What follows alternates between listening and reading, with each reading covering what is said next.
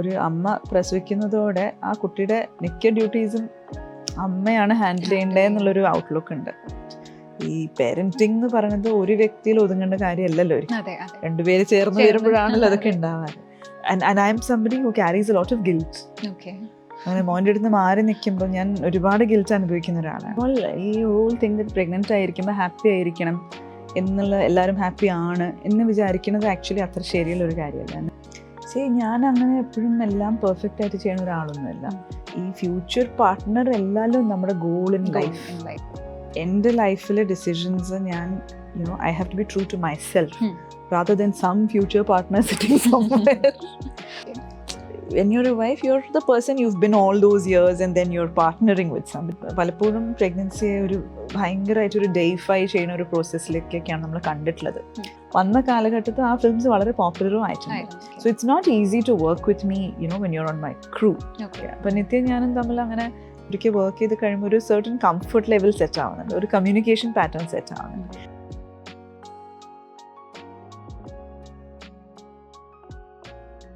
Wonder women എന്ന ചിത്രത്തിന്റെ വിശേഷങ്ങൾ പങ്കുവയ്ക്കാനായി ഇന്ന് എന്നോടൊപ്പം ഉള്ളത് ദി ഡയറക്ടർ അഞ്ജലി മേനോൻ.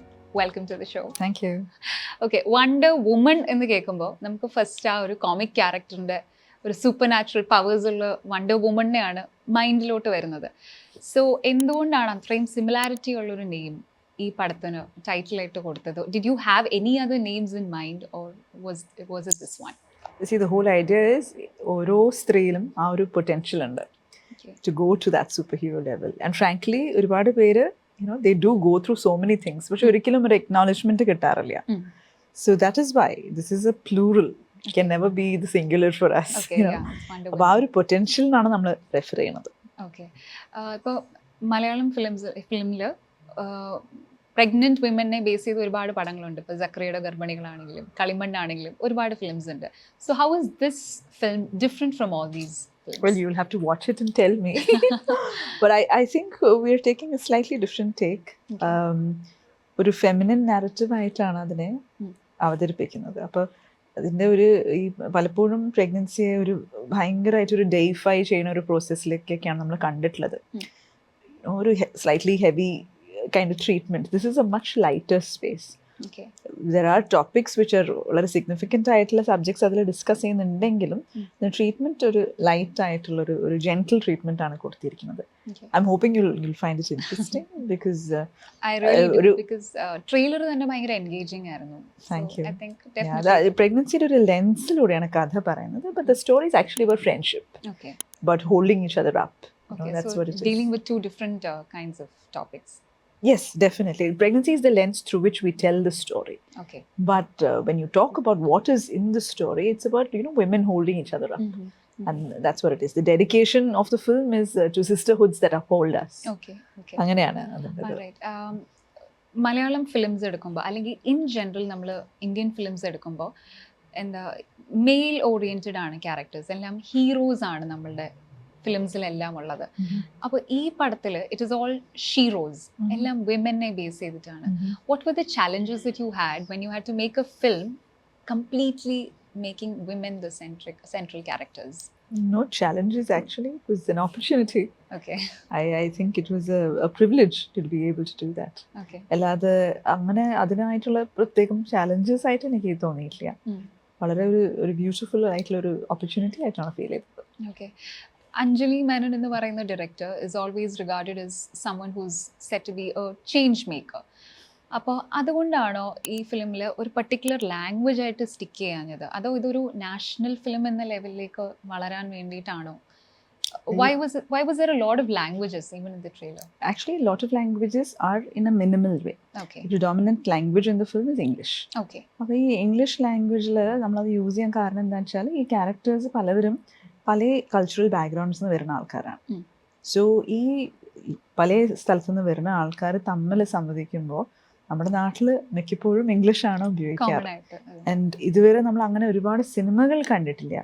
പണ്ടത്തെ ഹൈദരാബാദ് ബ്ലൂസ്, ഇംഗ്ലീഷ് ഓഗസ്റ്റ്, അങ്ങനെ ഇടയ്ക്ക് we see those films. And വന്ന കാലഘട്ടത്തിൽ ആ ഫിലിംസ് വളരെ പോപ്പുലറും ആയിട്ടുണ്ട്. I think the first film that came out in English was maybe 36 Chowringhee line.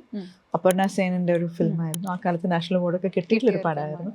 So it's a peculiar thing that ഇത്രയും അധികം ഈ ഭാഷ നമ്മൾ ഉപയോഗിക്കുന്നുണ്ടെങ്കിലും അത്രയും അധികം സിനിമകൾ നമ്മളതിൽ കാണുന്നില്ല, which is A bit strange for me. So അങ്ങനെ ആ ഒരു ഒത്തൻറ്റിസിറ്റി മെയിൻറ്റെയിൻ ചെയ്യാൻ വെച്ചിട്ടാണ് ഇങ്ങനെ ഈ ഒരു ലാംഗ്വേജ് ചൂസ് ചെയ്യാൻ കാരണം. Because characters are from different places. Okay, real ലൈഫിൽ pregnancy undergo ചെയ്തിട്ടുള്ള ഒരാളാണ്, and now you're portraying that in the real life also. But what were the differences that you faced, or differences that you felt that you had to incorporate? See, it's like many other things in a script where you know ചിലപ്പോൾ നമ്മൾ നേരിട്ട് അനുഭവിച്ചിട്ടില്ലെങ്കിലും നമുക്ക് ചുറ്റുള്ള ആൾക്കാരൊക്കെ they would have gone through certain things. And see, when it comes to a script, I think നമ്മുടെ choices പലപ്പോഴും ഏറ്റവും അധികം dramatic potential ഉള്ള മൊമെന്റ്സ് ചൂസ് ചെയ്യുന്നതാണ്. ആൻഡ് ഇങ്ങനത്തെ ഒരു ജേർണിയിൽ അങ്ങനത്തെ ഒരുപാട് മൊമെന്റ്സ് ഉണ്ട്. So it's full of you know rich possibilities. അപ്പോൾ അത് ഭയങ്കരമായിട്ട് നമ്മളെ അട്രാക്ട് ചെയ്യുന്നുണ്ട് അങ്ങനത്തെ ഒരു സബ്ജക്റ്റിലേക്ക്. അപ്പോൾ ഇതിൻ്റെ തുടക്കത്തിലുള്ള ആ പ്രോമോസ് വന്നപ്പോൾ തന്നെ എല്ലാവരും ഒരു ചെറിയ വീഡിയോ ഉണ്ടായിരുന്നു. അപ്പോൾ അതിൽ തന്നെ ഒരു 6 ഡിഫറെൻറ്റ് ടൈപ്സ് ഓഫ് റിയാക്ഷൻസ് ആണ് നമ്മൾ കാണുന്നത്. അപ്പോൾ ആ ഡ്രമാറ്റിക് പൊട്ടൻഷ്യൽ തന്നെ നിങ്ങൾക്ക് മനസ്സിലാക്കാം ദാറ്റ് വളരെ വ്യത്യസ്തമായിട്ടുള്ള റിയാക്ഷൻസ് ആണ് ഓരോരുത്തർക്കും പ്രഗ്നൻസിയോട് ഉണ്ടായിട്ടുള്ളത്. So I think that gives us a lot of fodder as a writer, as a filmmaker. ഭയങ്കര എക്സൈറ്റ്മെന്റ് ഫീൽ ചെയ്യുന്ന ഒരു ഏരിയ ആണ്. അപ്പോൾ അതുകൊണ്ട് തന്നെ you know I think in the making of a film നമ്മൾ അങ്ങനത്തെ ചില മൊമെന്റ്സ് എടുത്തിട്ട് we try to string it together. Okay, ഇപ്പോൾ പ്രഗ്നൻസി എന്ന് പറയുന്ന ഒരു ഭയങ്കര എക്സൈറ്റിംഗ് ആയിട്ടുള്ളൊരു പ്രോസസ്സാണ്, ഹാപ്പിയാണ്. At the same time it's very delicate and ഒരുപാട് കെയർ വേണ്ട ഒരു ടൈമാണ്. So you are a person who wrote Ustad Hotel, and അത് ആ ഒരു പ്രോസസ്സിൽ you are also carrying a child, and പ്രോസസ്സിൽ ഫുൾ ടൈം ബേബി ഉണ്ടായിരുന്നു. How are you able to divert your attention? ഇപ്പോൾ ബോഡിയിൽ നമുക്ക് സ്വന്തമായിട്ട് കെയർ വേണം, അറ്റ് ദ സെയിം ടൈം നമ്മുടെ കരിയറിനും എല്ലാം ഈക്വലി അറ്റൻഷൻ ഡിവൈഡ് ചെയ്യണം. എങ്ങനെയാണ് ഫോക്കസ്ഡ് ആയിട്ട് ഇരിക്കാൻ ശ്രമിച്ചത്? ഫസ്റ്റ് ഓഫ് ഓൾ ഈ ഹോൾ തിങ് ദാറ്റ് പ്രഗ്നൻ്റ് ആയിരിക്കുമ്പോൾ ഹാപ്പി ആയിരിക്കണം എന്നുള്ള, എല്ലാവരും ഹാപ്പി ആണ് എന്ന് വിചാരിക്കുന്നത് ആക്ച്വലി അത്ര ശരിയുള്ളൊരു കാര്യമല്ല. എന്ന് വെച്ചാൽ ഓരോരുത്തരുടെയും ലൈഫ് എക്സ്പീരിയൻസ് അനുസരിച്ചിരിക്കും അവർ പ്രഗ്നൻ്റ് ആകുമ്പോൾ എന്ത് മൂഡാണ് എന്നുള്ളത്. അതുകൊണ്ട് ഇതിലും നമ്മൾ പറയാൻ ശ്രമിക്കുന്നത് അതാണ്, that you know you can be confused, you can be many things. So it does not mean just because you are pregnant you feel happy. അത് ഏറ്റവും ഓണസ്റ്റ് ആയിട്ട് ചോദിച്ചാൽ പലവരുടെയും ആൻസർ അതായിരിക്കില്ല. You know that's one of the things we are exploring. With regard to my pregnancy I was working throughout. എനിക്ക് ആ ഒരു സമയത്ത് അങ്ങനെ യാത്രയൊന്നും ചെയ്യാൻ പറ്റാത്തൊരു സമയമായിരുന്നു. I had been advised lot of rest. So the most convenient thing was that വീട്ടിലിരുന്നു കൊണ്ട് തന്നെ ചെയ്യാൻ പറ്റുന്ന വർക്ക് ചെയ്യുക. അതുകൊണ്ട് ആ സമയത്ത് ഡയറക്ഷൻ ഒന്നും പോയില്ല, but I was able to write. So that was a lovely thing to do. കൂടുതൽ ചാലഞ്ചസ് ആക്ച്വലി പ്രഗ്നൻ്റ് ആയിരിക്കുമ്പോൾ വർക്ക് ചെയ്യുന്നതല്ല. ഇപ്പോൾ പല ഇൻഡസ്ട്രീസിലെ സ്ത്രീകളും വർക്ക് ചെയ്യാറുണ്ട്, but once the baby comes പിന്നെ വർക്കിംഗ് ആണ്. That is more challenging. എന്തൊക്കെ ഇമോഷണൽ അല്ലെങ്കിൽ സൈക്കോളജിക്കൽ ചേഞ്ചസ് ആണ് ഈ പടം ചെയ്തുകൊണ്ടിരിക്കുമ്പോൾ? ഇപ്പോൾ പ്രഗ്നൻസി കഴിഞ്ഞ് കുറേ നാളായി, but you were actually reliving all those years. എന്തൊക്കെ ഇമോഷണൽ ചാലഞ്ചസ് ആണ്, സൈക്കോളജിക്കൽ ചാലഞ്ചസ് ആണ്? ഐ തിങ്ക് പലപ്പോഴും ഒരു കുട്ടി ഒരു ഫാമിലിയിൽ ഉണ്ടാവണു, ഇല്ലെങ്കിൽ it does not always have to be a family. ഒരു പക്ഷേ ഒരാൾ തനിച്ചായിരിക്കാം, കപ്പിളായിരിക്കാം, ഒരു ഫാമിലി സ്ട്രക്ചർ ഉണ്ടാവണമെന്നില്ല, ഈ പല സാഹചര്യങ്ങളും ആണല്ലോ.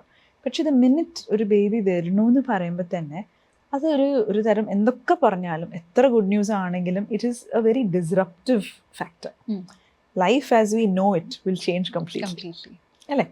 അപ്പോൾ ആ ഒരു ചേഞ്ചിനുള്ള ഒരു ആൻറ്റിസിപ്പേഷനും അതിനോടുള്ള ഫിയറും അതിനോടുള്ള അപ്രോച്ചും പലവരുടെയും പല രീതിയിലാണ്. So that is something that I was very keen to capture. പലവർക്കും പല ആറ്റിറ്റ്യൂഡ്സ് ആയിരിക്കും അതിനോട്. ചിലവർക്ക് അതിനെക്കുറിച്ച് ചിന്തിക്കുകയില്ല, ചിലവർ ഓവർ പ്രിപ്പയർ ചെയ്യും, അങ്ങനെയൊക്കെ ഉണ്ടല്ലോ. അപ്പോൾ ഓരോരുത്തരുടെയും ഒരു രീതി എന്താണ്, how are they taking it. And ആ ഒരു ആൻറ്റിസിപ്പേഷൻ, ഒരു കുട്ടി നമ്മുടെ ലൈഫിലേക്ക് വരുമ്പോൾ ആ കുട്ടിക്ക് വേണ്ട ഒരു സ്പേസ് ആ ലൈഫിലുണ്ടോ?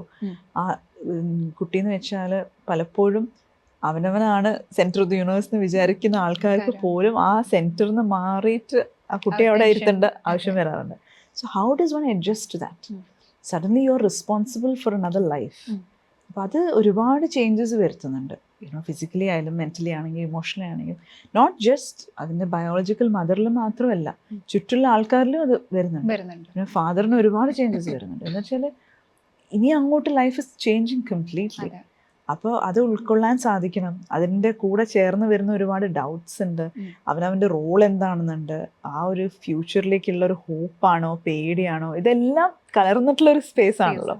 അതുകൊണ്ട് തന്നെ I was keen to capture those kind of things. And ഇവിടെ fortunately we had multiple people. അപ്പോൾ ഓരോരുത്തരുടെയും അപ്രോച്ച് ഇത്തിരി ഡിഫറെൻറ്റ് ആയതുകൊണ്ടും അത് നമുക്ക് വളരെ ഹെൽപ്ഫുൾ ആയിരുന്നു. ആ ഒരു സ്പേസ് ഉണ്ടായിരുന്നു അങ്ങനെ പലതും എക്സ്പ്ലോർ ചെയ്യാൻ. It's very interesting.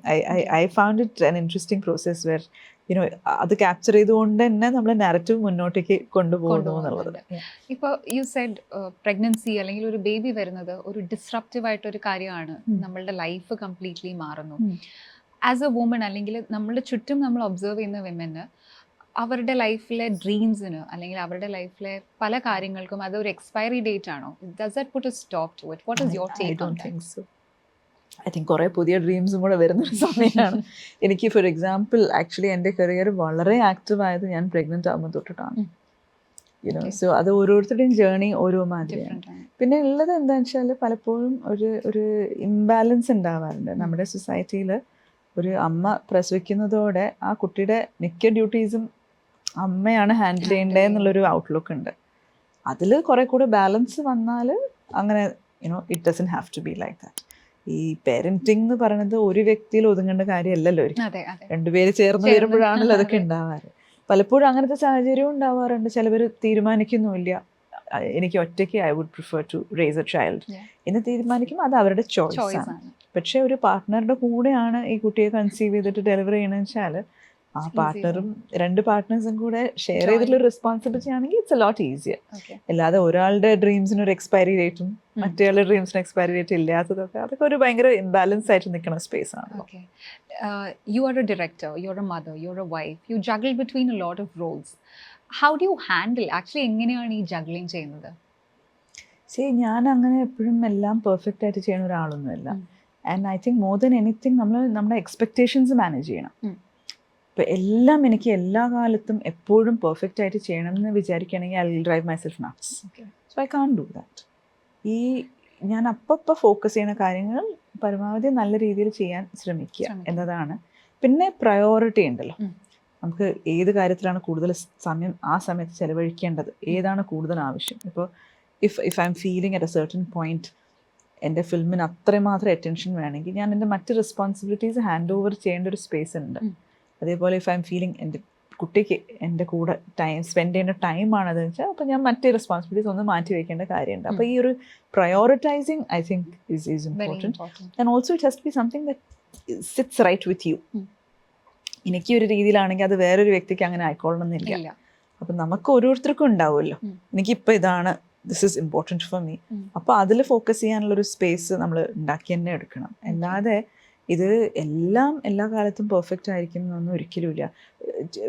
ചിലവർ എന്നോട് സംസാരിക്കുമ്പോൾ അവർ ധരിക്കണത് that I do everything right all the time. Not at all. I mess up so many times. പലപ്പോഴും ഞാൻ ആഗ്രഹിക്കുന്ന അത്ര ചെയ്യാൻ പറ്റാത്ത എത്രയോ കാര്യങ്ങളുണ്ട്. And I think most of us are like that, right? It's a very human thing. You make mistakes, sometimes it doesn't work. I don't reach PTA meetings, you know, there are so many things. അപ്പോൾ എൻ്റെ family അതിനോടൊക്കെ വളരെയധികം adjust ചെയ്യേണ്ടി വരുന്നുണ്ട്, വളരെയധികം support ചെയ്യേണ്ടി വരുന്നുണ്ട്. പക്ഷെ അവരുടെയൊക്കെ സപ്പോർട്ട് ഉള്ളത് കൊണ്ടാണ് എനിക്ക് I'm at least able to do what I do. Because ഈ റെസ്പോൺസിബിലിറ്റീസ് നമ്മുടെ ഉള്ളത് ഷെയർഡ് ആയിട്ടുള്ള കാര്യങ്ങളാണെങ്കിലും നമ്മളില്ലാത്ത സമയത്ത് നമുക്കത് ഹാൻഡ് ഓവർ ചെയ്യാൻ പറ്റുന്ന ഒരു സാഹചര്യം ഉണ്ടാവുമല്ലോ. അതെ. സോ ഇപ്പോൾ ഈ വണ്ടർ വിമൻ ചെയ്യുന്ന ടൈമിൽ my son was actually you know being taken care of by my sister in law. അപ്പോൾ അത് വളരെയധികം ഒരു ബ്ലെസ്സിങ് ആണ് എനിക്കുള്ളത്. ആൻഡ് അങ്ങനത്തെ ഒരു സപ്പോർട്ട് ഉണ്ടാകുമ്പോഴേ നമുക്കിതിനൊക്കെ യുനോ ഒരു മുന്നോട്ട് വന്ന് ചെയ്യാൻ സാധിക്കുള്ളൂ. ഇല്ലെങ്കിൽ വാട്ട് ഹാപ്പൻസ് ഇസ് എവിടെയെങ്കിലും നമ്മളൊന്ന് കോംപ്രമൈസ് ചെയ്യേണ്ടി വരും. That's always the case. Okay. So I think we all try to find our balance, you know, in some way or the other. Okay. You know, compromise and priorities ഇങ്ങനെയൊക്കെ പറഞ്ഞു വന്നപ്പോൾ just asking a question other than the film. Film എന്ന് പറയുന്നതും direction എന്ന് പറയുന്നതും ഒരു predictive ജോബല്ല. ഇപ്പം 9 to 5 ജോബല്ല, ഇന്ന സമയത്ത് തീരും എന്ന് നമുക്ക് ഒരിക്കലും പ്രഡിക്റ്റ് ചെയ്യാൻ പറ്റാത്തൊരു കാര്യമാണ്. And there are so many women who wish to be a part of this industry also. So അവരൊക്കെ ഫേസ് ചെയ്യുന്ന ഒരു ക്വസ്റ്റ്യൻ ആണ്, what about your future partner, അവരിത് അക്സെപ്റ്റ് ചെയ്യുമോ എന്നുള്ള ക്വസ്റ്റ്യൻസ് അവർ ഫേസ് ചെയ്യുന്നു. Have you had to go through all this? Oh yes, and my answer at that time and now is the same thing, that എൻ്റെ ലൈഫിലെ decisions ഞാൻ I have to be true to myself rather than some future partner sitting somewhere. ഞാൻ എന്താണെന്നുള്ള കൃത്യമായ ധാരണ എനിക്ക് ഉണ്ടെങ്കിൽ മാത്രമല്ലേ ഈ ഫ്യൂച്ചർ പാർട്ട്ണറിന് അതിൽ മനസ്സിലാവുള്ളൂ. ഇന്നിപ്പോൾ മൈ പാർട്ട്ണർ അങ്ങേയറ്റം എന്നെ സപ്പോർട്ട് ചെയ്തിട്ട് ഞാൻ ഇല്ലാത്ത സമയത്ത് he's making sure that he's with my son, then that is the understanding that he's developed from when he's gotten to know me. അല്ലാതെ ഞാൻ എൻ്റെ ഫ്യൂച്ചർ പാർട്ട്ണർ ഇങ്ങനെ ആയിരിക്കും എന്ന് വിചാരിച്ചിട്ട് അതിനനുസരിച്ച് ഞാൻ ഇപ്പം തന്നെ ഷേപ്പ് ഷിഫ്റ്റ് ചെയ്യാൻ നോക്കിയാൽ it doesn't work. You have to be also happy at the end of the day. എത്ര ഫ്രെയിംസിനകത്ത് നമ്മൾ ഒതുങ്ങിയിരിക്കും. അപ്പോൾ അവനവൻ്റെ ഒരു പൊട്ടൻഷ്യലിലേക്ക് മാക്സിമം വളരാൻ നമ്മൾ ശ്രമിക്കണം. ആൻഡ് ഈ ഫ്യൂച്ചർ പാർട്ട്ണർ എല്ലാവരും നമ്മുടെ goal in life. That may happen, may not happen. Marriage എന്ന് പറയുന്ന കാര്യം പോലും യൂണിവേഴ്സൽ അല്ല, നോ മോർ, റൈറ്റ്? അപ്പോൾ ഒരു വിവാഹത്തിലേക്ക് എത്തിക്കുക കാര്യങ്ങളെല്ലാം അവിടെ ചെന്ന് തീരുന്നു എന്നുള്ളതല്ലല്ലോ ലൈഫ് ഗോളായിട്ട് നമുക്ക് അത് വെക്കാൻ പറ്റില്ല. ഓരോരുത്തരുടെയും ഒരു ഇൻഡിവിജ്വൽ പൊട്ടൻഷ്യലിലേക്ക് റൈസ് ചെയ്യുന്നതായിരിക്കണം. ഒരു വിവാഹം എന്നൊക്കെ പറയുന്നത് വളരെ നല്ല കാര്യം തന്നെ, അതൊരു റിലേഷൻഷിപ്പാണ്, അതൊരു ലൈഫ് ലോങ് എഫേർട്ടും കൂടിയാണ്. അപ്പോൾ അതൊക്കെ വളരെ നല്ല രീതിയാണ്. പക്ഷേ you have to be true to yourself first. I've always believed in that. Okay. Coming back to your career, ഒരു calm and composed ആയിട്ടുള്ള വെരി ബ്യൂട്ടിഫുൾ, വെരി ഗ്രേസ്ഫുൾ ആയിട്ടുള്ള ഒരു അഞ്ജലി മേനോനെയാണ് നമുക്കൊക്കെ അറിയാവുന്നത്. Why did you choose direction instead of acting?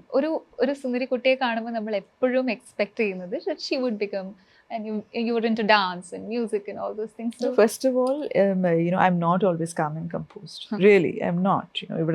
When I'm in a situation like this, there's no reason to get irritated. So I'm calm. But acting ആവശ്യമുള്ള ചില കാര്യങ്ങളുണ്ട്. അത് ശരിക്കും it's not about the looks or it's not about dance or music or anything. Acting is a very complex process where you're internalizing emotions and you're able to be inside out. അത് വളരെ ഒരു വലിയൊരു കഴിവാണ്. അത് എല്ലാവർക്കും ഉണ്ടാവണമെന്നില്ല. So I have no such talent, zero talent in that area. So it's never something I can do. If I could act, I would maybe have an easier life. But point is, it doesn't excite me at all. I've always been keen to direct. But even while working in school and college and all, നമ്മൾ പ്ലേസും കാര്യങ്ങളൊക്കെ ചെയ്യുമ്പോഴും ഞാൻ acting എടുക്കുന്നത് only ആ ട്രൂപ്പിനകത്തേക്ക് കയറാൻ വേണ്ടിയിട്ടൊരു step മാത്രമാണ്. അത് കയറി കഴിഞ്ഞാൽ I'm jumping in to direction.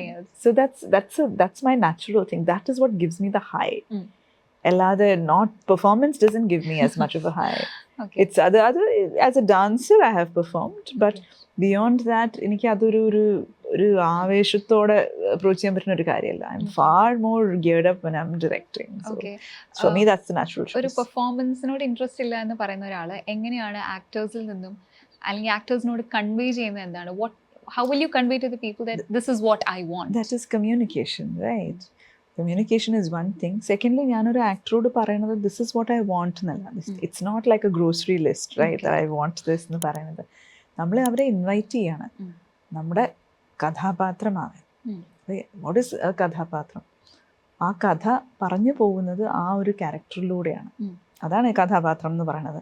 അപ്പോൾ ഒരു ആക്ടറെ നമ്മൾ ക്ഷണിക്കുകയാണ്, വരൂ, please let me send my story through you.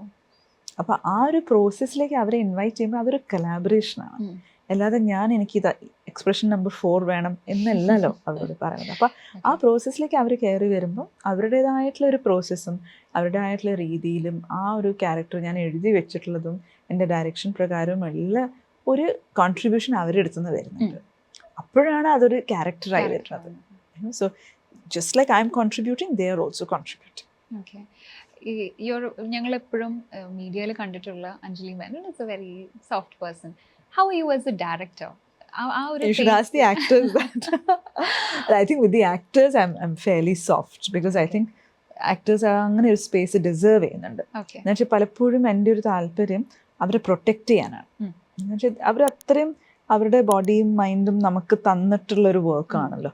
അപ്പോൾ അവരെ പ്രൊട്ടക്റ്റ് ചെയ്യേണ്ടത് നമ്മുടെ ഒരു ആവശ്യമാണ്. അങ്ങനെ ഒരു സ്പേസ് കൊടുക്കുമ്പോഴാണ് അവർ ഫ്ലറിഷ് ചെയ്യുക. അപ്പോൾ എന്ത് സ്ട്രെസ്സ് വരികയാണെങ്കിലും അത് അവരുടെ അടുത്തേക്ക് എത്താതെ നോക്കുക, അവരെ ഒരു ഇൻസുലേറ്റഡ് സ്പേസിൽ വെക്കുക, അവരെ കുട്ടികളെ പോലെ പ്രൊട്ടക്റ്റ് ചെയ്തിട്ട് let them have a good time. So whatever stress I have, I cannot take it to them, I cannot display it in front of them. അങ്ങനെ ഒരു I try to keep it apart. But with my crew, I'm quite a demanding person. I'm quite pushy, and I need a crew that will jump when I'm jumping. വളരെ responsive ആയിട്ടുള്ള ഒരു crew ആയിരിക്കണം. So it's not easy to work with me, when you're on my crew.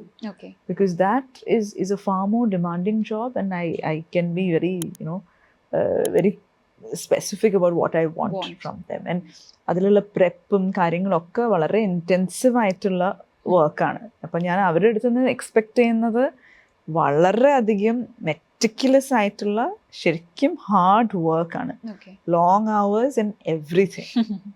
So ആക്ടേഴ്സിന് കിട്ടുന്ന ഒരു cushioning ഒരിക്കലും എൻ്റെ ക്രൂവിന് കിട്ടുന്നില്ല. എനിക്ക് ഗ്യാരണ്ടി ചെയ്യാൻ പറ്റുന്നത് ഒരു safe professional environment to work in and full respect. There's dignity to your work.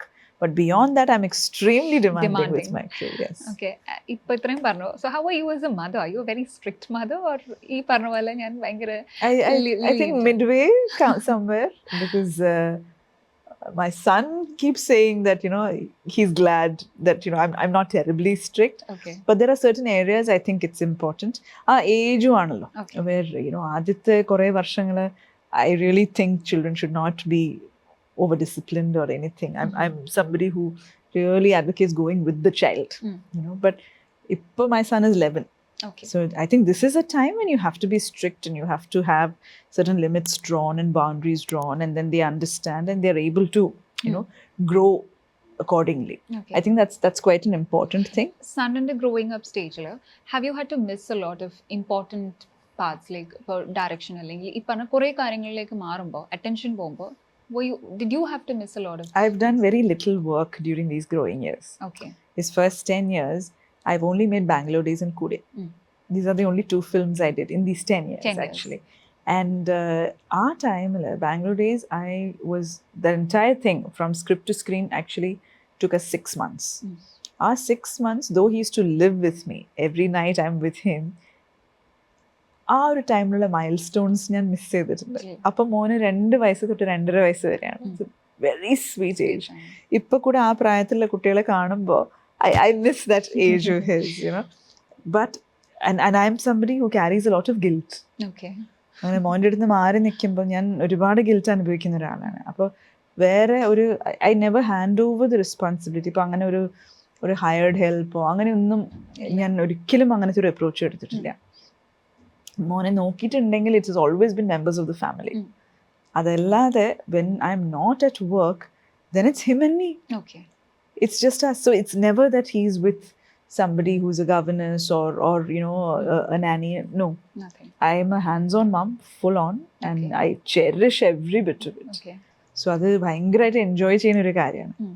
And കൂടിയുടെ ടൈമിലാണെങ്കിലും we shot in Ooty completely. So I took him with me and അവിടെ സ്കൂളിൽ ചേർത്തി. So his life also gets affected by my work and can be in a good way. അത് കാരണം മോൻ പല സ്ഥലത്തും ട്രാവൽ ചെയ്ത് താമസിച്ചിട്ടുണ്ട്, അങ്ങനത്തെ എക്സ്പോജർ ഒക്കെ കിട്ടിയിട്ടുണ്ട്. അതെ, അതുകൊണ്ട് കഴിയുന്നത്ര അതിന്റെ അഡ്വാൻറ്റേജസിലേക്ക് ശ്രദ്ധ തിരിക്കാൻ നോക്കും. പിന്നെ ആ സമയത്തും my in-laws were with me. അപ്പോൾ they took care completely. So I did not have to be worried about him. So though again that was another 6 months by which I had to really devote to my thing. ആ ടൈമിൽ ഈ 6 months ഒഴിച്ചാൽ I have not missed any of the other milestones. But during that time, yes, I've definitely missed those, and that is something that I wish I didn't have to pay that price. But at the end of the day, what I think is that he's, as a child, very proud of what I do. And I love that he understands. He knows Amma has to go to work. Appo husband ആണെങ്കിലും സെറ്റിലേക്ക് കൊണ്ടുവരും മോനെ, because then he gets to see അമ്മ എവിടെയാണ് എന്താ ചെയ്യണെന്നുള്ളത്. അപ്പം ഒരു സെറ്റിൽ എന്തൊക്കെയാ നടക്കുക ഇതെല്ലാം മോന് നന്നായിട്ട് അറിയാം. സോ അത് കണ്ട് വളർന്നുകൊണ്ട് I'm sure he will respect the work that goes into it. So ഇപ്പോൾ എഡിറ്റ് ആണെങ്കിലും he would be at my editing studio for hours together. Okay. So a child at that age, for them to sit and watch a whole edit is crazy. But he Patience. likes it. He loves watching the edit. And അങ്ങനത്തെ കാര്യങ്ങൾ exposure കിട്ടുമ്പോൾ വേറൊരു തരം learning ഒക്കെ ഉണ്ടാവുന്നുണ്ടല്ലോ. So I think we're excited about that. You know? So he's a very accommodative child, fortunately. So yeah, it's been touch wood. It's been a good ride so far. Coming back to the film, എങ്ങനെയാണ് ഓരോ ആർട്ടിസ്റ്റിനെയും ഇതിലേക്ക് cast ചെയ്തത്? What were your criteria that you had to meet? I mean, there's only a couple of criteria. One is that they have to be people who inspire me. I think that's important. And I'm talking about on screen and off screen. Okay. I think that for me, ipo endha ariyilla, I feel a need for that. Okay. You know, I'm not keen to just work with anybody. I think it's important that I work with people who, you know, I am inspired by. So that is there. There's suitability to the role and to the process. Okay. And these are both important for me. That our character name suit cheyanam pinne njan idilude I have a certain kind of a process. I'm recognizing that now. So it has to be somebody who's open to that and you know, able to work like that. Okay. This is it. That's it.